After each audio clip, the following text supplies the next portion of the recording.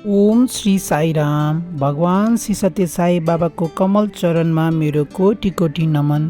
भनिन्छ नि, भोकाएकालाई खाना र तिर्खाएकालाई पानी दिनु जस्तो ठुलो धर्म अरू केही छैन। त्यस्तै हाम्रो सत्य साई केन्द्र चारढुङ्गे नक्सालले पनि विगत 3 वर्षदेखि बिहान बिहान नित्य अन्य सेवा सञ्चालन गर्दै आइरहेको छ।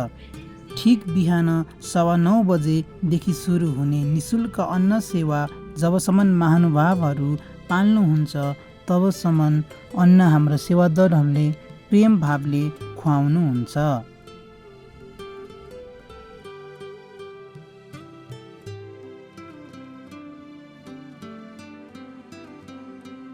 भगवान बाबाले भन्नुभएको छ नि, लभ अल सर्भ अल, सबैलाई माया गर र सबैको सेवा गर।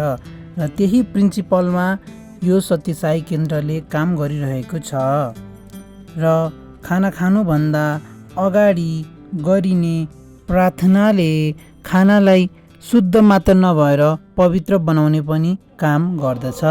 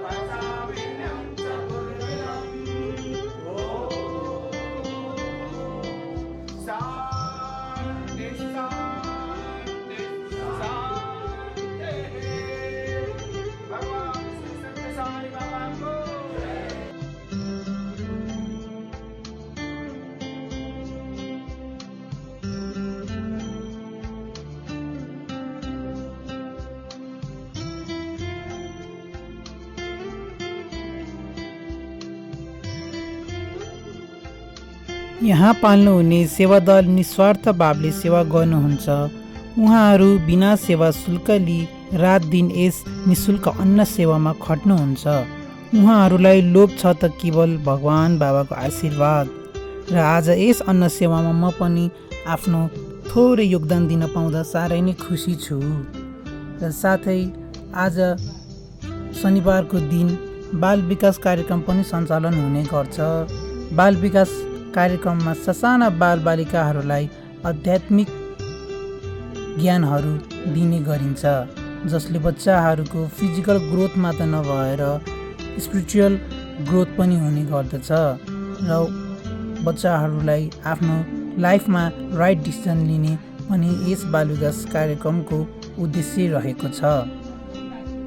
भगवान बाबा भन्नुहुन्छ, service to man is service to God.